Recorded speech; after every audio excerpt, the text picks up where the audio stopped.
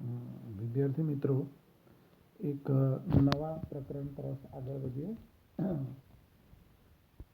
Part 1, chapter number 6, તત્વોના અલગીકરણના સામાન્ય સિદ્ધાંતો અને પ્રક્રમો.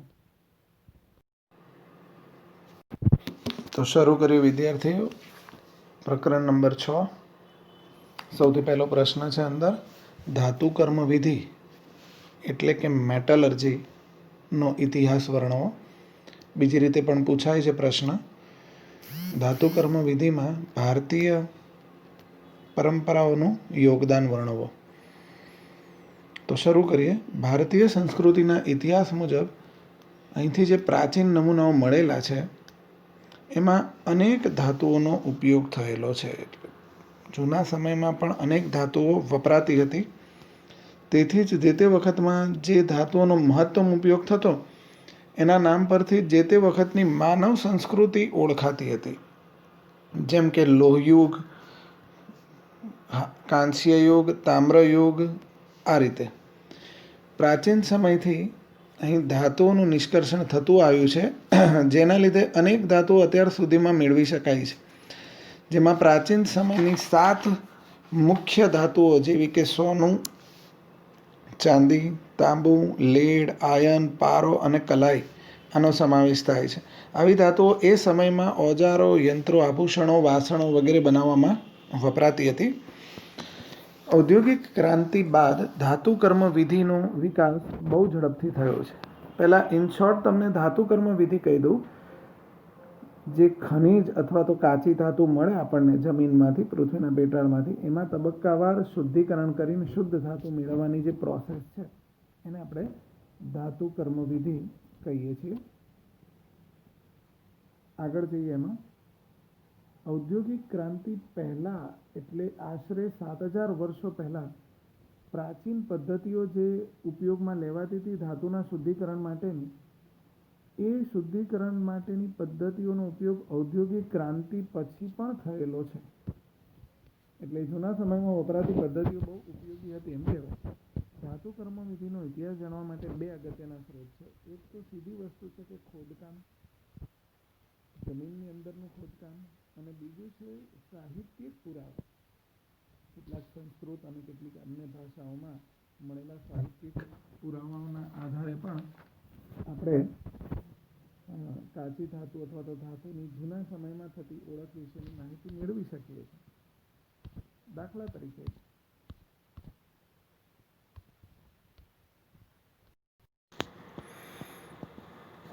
દાખલા તરીકે કોપર વિશેની વાત કરીએ તો ભારતમાં કોપર ધાતુનો પ્રથમ પુરાવો બલુચિસ્તાનના મેદુગઢમાંથી મળેલો છે. આશરે 6000 વર્ષો, ઈસવીસન પૂર્વે 6000 વર્ષ પહેલાં તાંબાનો એક મણકો મળી આવેલો, એ તાંબાનો પુરાવો હતો.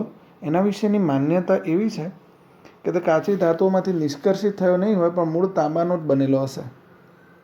આપણને હાલના સમયમાં ગુજરાત, રાજસ્થાન, મહારાષ્ટ્ર, મધ્યપ્રદેશ, હરિયાણા આ બધી જગ્યાએ હડપ્પા સંસ્કૃતિના કલા નમૂનાઓની માહિતી મળેલી છે.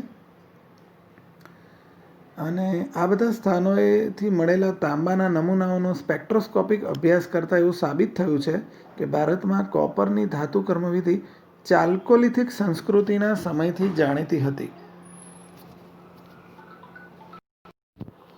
આ વિસ્તારોમાંથી મળેલી મોટાભાગની વસ્તુઓ ચાલ્કોપાયરાઇટ નામની ખનિજના નિષ્કર્ષણ દ્વારા મેળવાઈ હતી. આ પ્રકારની ખનિજ અરવલ્લીની પર્વતમાળાઓમાંથી મળતી હતી. આર્કિયોલોજીકલ સર્વે ઓફ ઇન્ડિયા દ્વારા પાછલા 100 વર્ષો દરમિયાન મળેલા તામ્રપત્રો અને શિલાલેખોમાં દર્શાવેલા લખાણોનું સંકલન અને પ્રકાશન કરવામાં આવ્યું છે. એ મુજબ સૌ પ્રથમ જાણીતું જે તામ્રપત્ર હતું એ મૌર્ય સમયનો દસ્તાવેજ હતો. આ દસ્તાવેજમાં તે વખતના દુષ્કાળ સમયમાં થયેલા રાહત પ્રયાસોનો પણ ઉલ્લેખ કરવામાં આવેલો છે. અને તે પૂર્વકાલીન અશોક બ્રાહ્મીના શિલાલેખો પૈકીનો એક છે.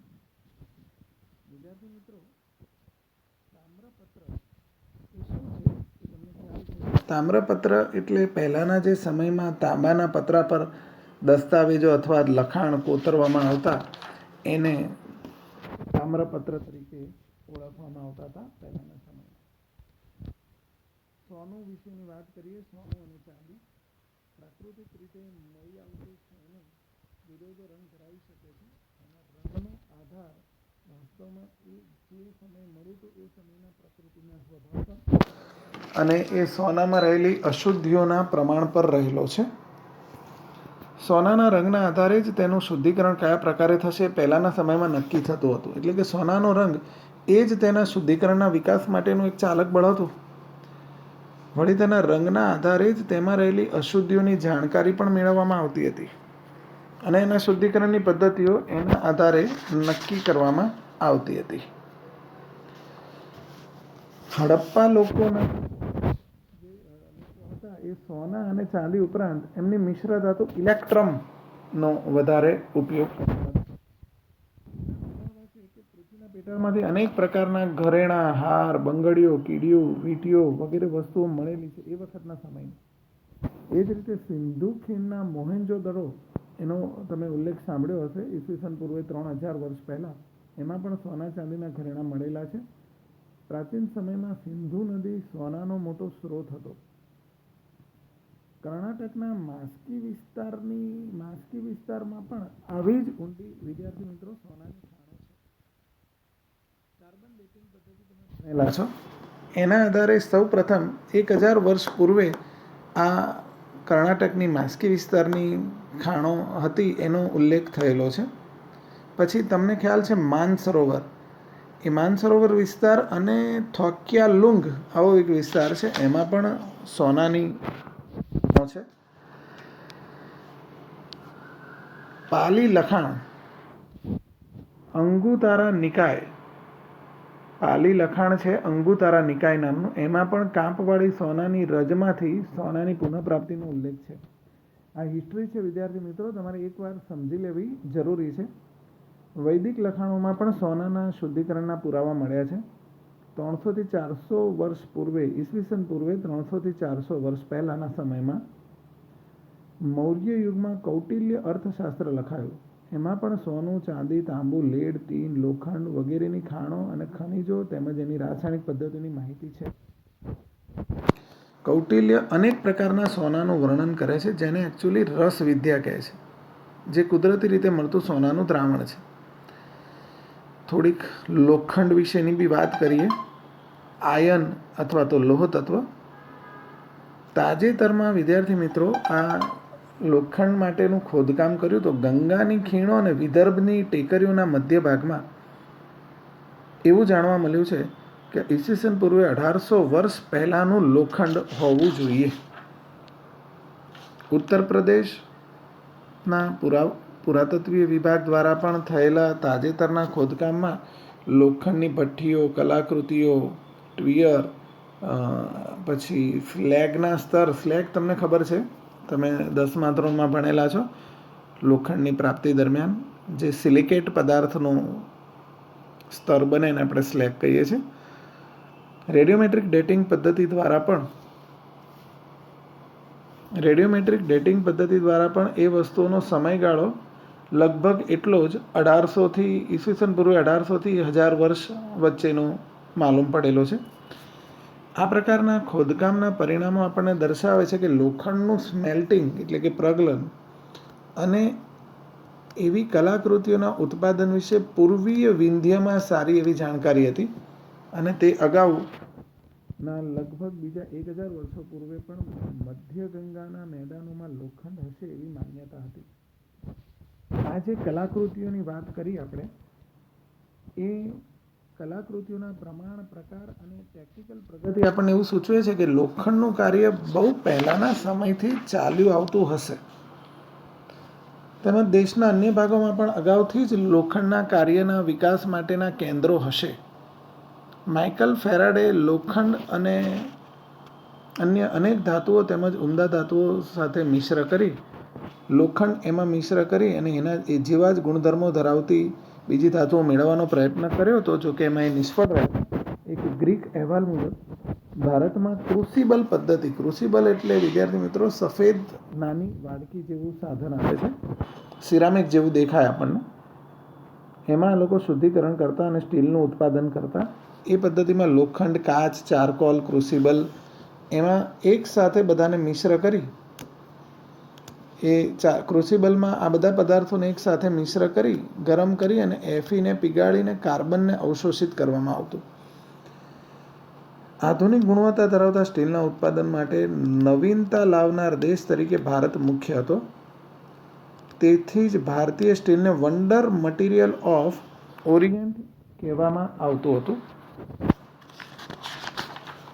રોમન ઇતિહાસકાર ક્વિન્ટસ કર્ટિયસનો એક અહેવાલ એવો છે કે એના મુજબ તક્ષશિલાના પોરસે ઈસવીસન પૂર્વે 326 વર્ષ પહેલાં સિકંદરને આપેલી ભેટ સોગાદોમાંની એક 2.5 ટનની વુડ સ્ટીલ હતી, જેમાં વધુ પ્રમાણમાં કાર્બન હતું, આશરે 1 થી 1.9% જેટલું.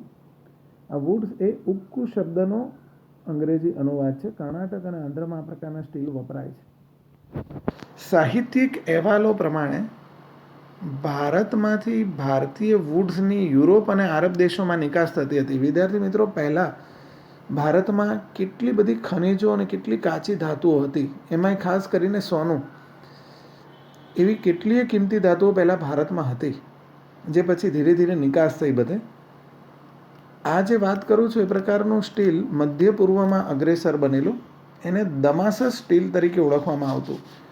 લોખંડની જે કાચી ધાતુ હોય ને વિદ્યાર્થી મિત્રો, એને ચારકોલ વડે એટલે કે કાર્બન વડે રિડક્શન કરી અને એમાંથી છિદ્રાળું લોખંડ મેળવાય.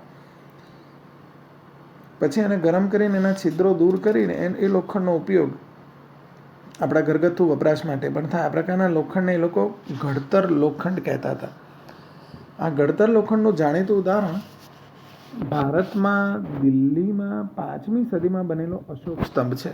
તમને અશોક સ્તંભનો ખ્યાલ છે. એના પર લખેલું સંસ્કૃત ભાષાનું લખાણ આપણને એવું સૂચવે છે કે ગુપ્ત યુગ દરમિયાન આ અશોક સ્તંભને અન્ય કોઈ જગ્યાએથી લવાયો હતો.